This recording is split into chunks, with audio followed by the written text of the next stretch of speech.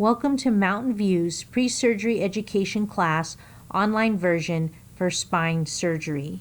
This class is designed for patients who are having spine surgery and will be admitted to the hospital. The goals of the class are how to prepare prior to surgery, your expectations prior to surgery, what to expect the day of surgery, for example, in the pre-op and in the recovery room, what to expect after surgery, and what to expect after discharge to home.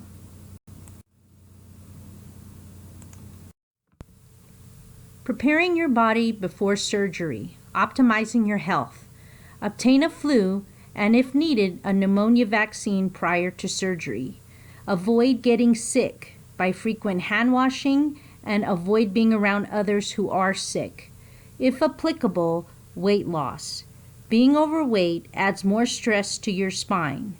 Before starting any weight loss program, please consult with your doctor. Strengthening your body before your surgery. Talk with your surgeon on what exercises you can do before your surgery. Optimal strength, range of motion, and endurance will help with the recovery process.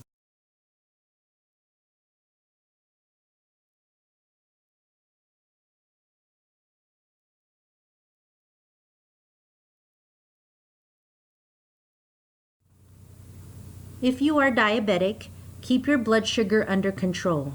Uncontrolled diabetes delays healing, which therefore increases your risk for infection. If you smoke, cut down or better yet quit. Smoking affects blood circulation, delays healing, it slows the recovery process, and therefore increases your risk for infection. Below is a resource to the American Lung Association, or consult with your physician regarding quitting smoking. Preparing your home before surgery. Remove items that could be a potential fall hazard, such as cords and rugs. Allow enough space to maneuver in your home with a walker in the event that you need one. Use non-skid slippers and non-skid socks. Allow enough lighting to walk safely at night. And have foods already in your refrigerator that can be easily prepared. What to bring to the hospital. Bring your cell phone and charger. Bring a change of clothes. Tablets such as an iPad are allowed. Bring a credit card for any copays, for example for walkers or for bedside delivery of your discharge medication. Bedside delivery of discharge medication is an option here at Mountain View. If this is something you choose, please notify your nurse prior to discharge. Also, bring a name and phone number of the person who will be picking you up after discharge, for you will not be able to drive yourself home.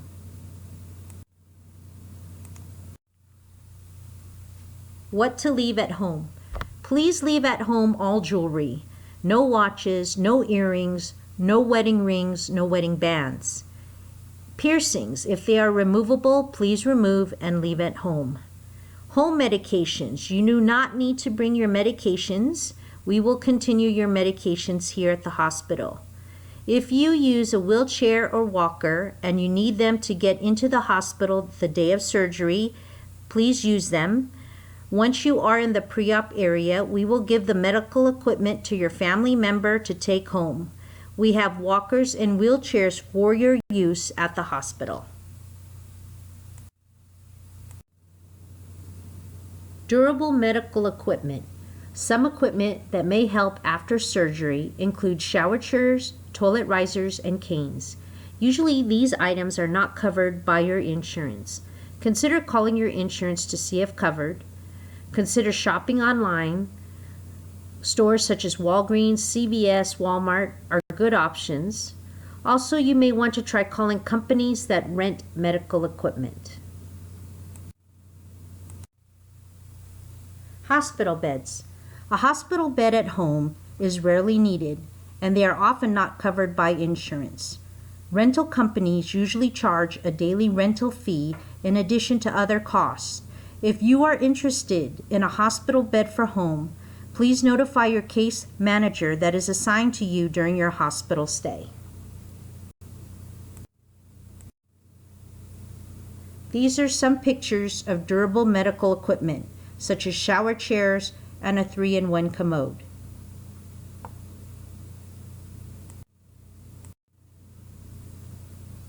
This slide shows pictures of a front-wheeled walker, canes, and a rental hospital bed.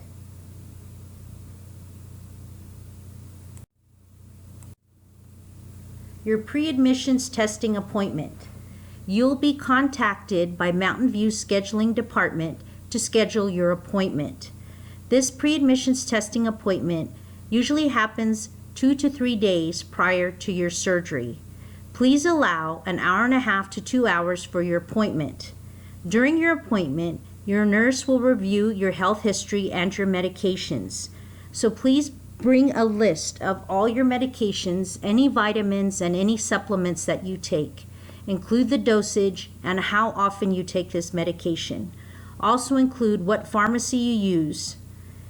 If ordered, labs, EKG, and chest x-ray will be done at this time.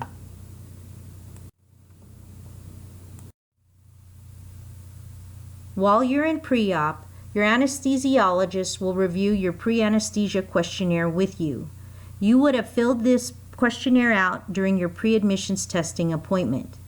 The nurse will go over your medication list and the last time you have taken your medication.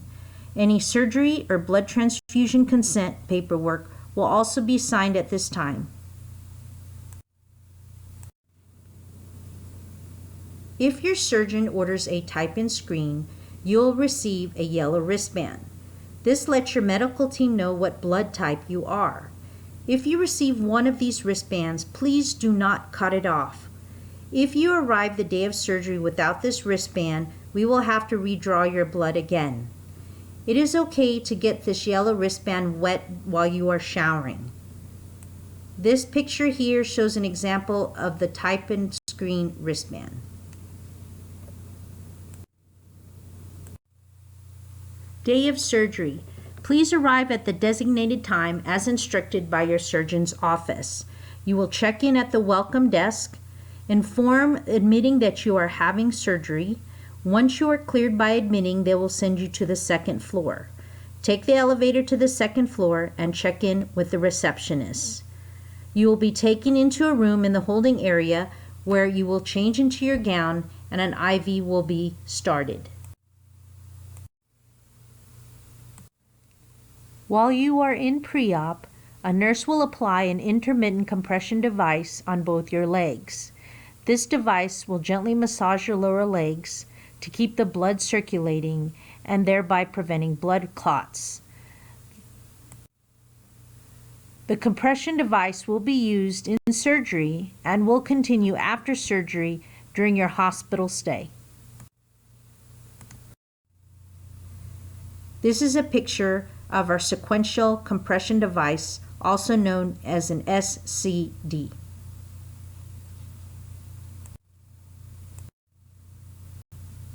After your surgery, you will go to the recovery room. You will be in recovery for an hour and a half to 2 hours. If you experience a sore throat, that is normal. That is from the intubation tube. They will remove the intubation tube prior to arriving in the recovery room. You may or may not have a Foley catheter. This device drains urine from your bladder into a bag. This device is inserted in the operating room after you are asleep. Once you are finished in recovery, you will go to the surgical floor. The goal of the surgical floor is physical therapy and in preventing complication. The compression device on your legs will continue to circulate your blood to help prevent blood clots. You will receive an incentive spirometer in your room.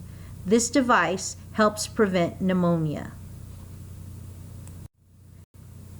Here is a picture of an incentive spirometer. While you are awake, you will be instructed to use this device by taking 10 deep breaths per hour. For patients who are having surgery to the spine and the neck region, If your surgeon orders a collar will be provided to you. Physical therapy will show you how to properly apply the collar. Purpose of the neck collar is to immobilize the neck to prevent injury while you are healing. Follow your surgeon's orders regarding how long to wear the collar. This slide shows two types of collars, a soft collar and a hard collar or aspen collar. For patients who are having back surgery, if your surgeon orders a back brace, we will provide you a back brace. Physical therapy will show you how to properly apply the brace. The purpose of the brace is to restrict movements such as bending, lifting, and twisting. It also provides support to your spine. Follow your surgeon's orders regarding how long to wear your back brace. This is a picture of a back brace or LSO brace.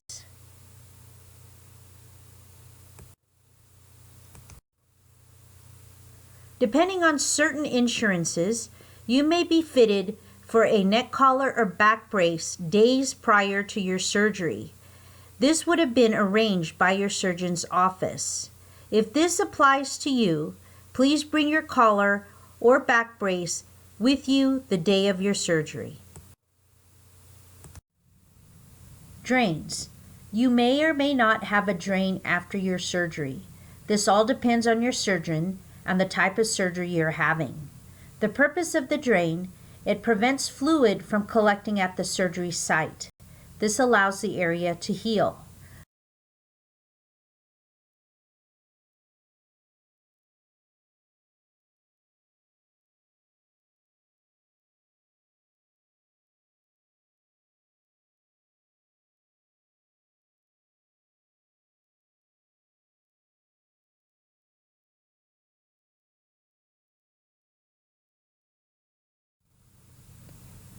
This slide shows the two most common types of drain for spine surgery. We have the JP or Jackson-Pratt drain and the Hemovac drain.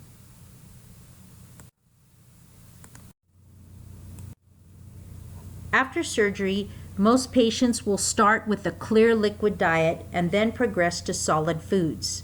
Nausea and vomiting can occur after surgery due to the anesthesia and/or pain medication. Please let your nurse know if you are experiencing any nausea or vomiting. Once you're awake and alert, the nurse will show you how to order from the menu. Pain control after surgery. Depending on your surgeon, you may have a pain pump, or what we call PCA pump. This has a button for you to press so you can administer yourself medication. The button has a 10-minute lockout, which means after you press the button, you have to wait 10 minutes until the button is active again. The button is illuminated green when it's ready. Once you hit the button, the green light will turn off. Once it's ready, the green light will turn on again. This is a picture of a pain control pump or PCA pump, and this is the button you would press to administer yourself pain medication.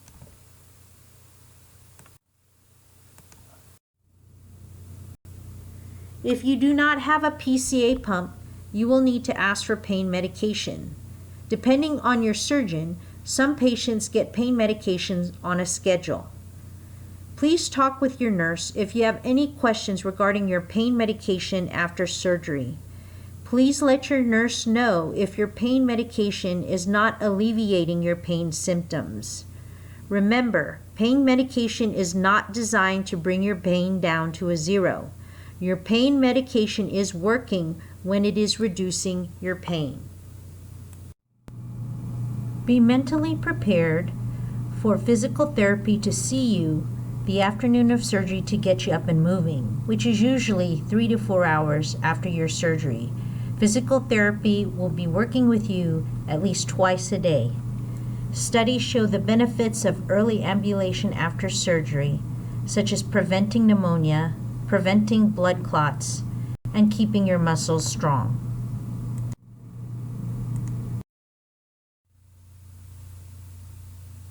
Your physical therapist will discuss with you if your home or vehicle will be difficult to navigate after surgery, whether you will need special equipment like commode chairs or walkers.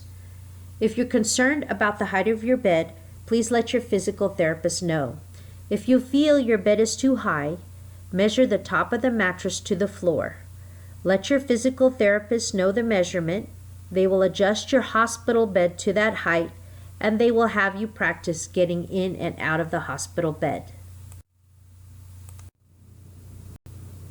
Prevention of hospital falls. Please call the nurse if you want to get to the chair, bathroom, or if you want to walk around. Do not get up by yourself. Nurses will go over patient protocol regarding our fall prevention program. Case management. A nurse from case management will see you the day after surgery. Case managers are distinguished by their dark gray lab coat. Their role is to prepare you for a safe discharge home. Another role of the case manager is medical equipment, such as walkers. If a walker is needed, the case manager will arrange billing of the walker through your insurance. A copay may be involved, so please have credit card information available. The walker will be delivered to you in your hospital room before you are discharged. Another role of the case manager is to set up home health and home physical therapy. If your physical therapist here at the hospital recommends home health, home physical therapy, it must be approved by your surgeon or hospitalist. The case manager will then set this up through your insurance.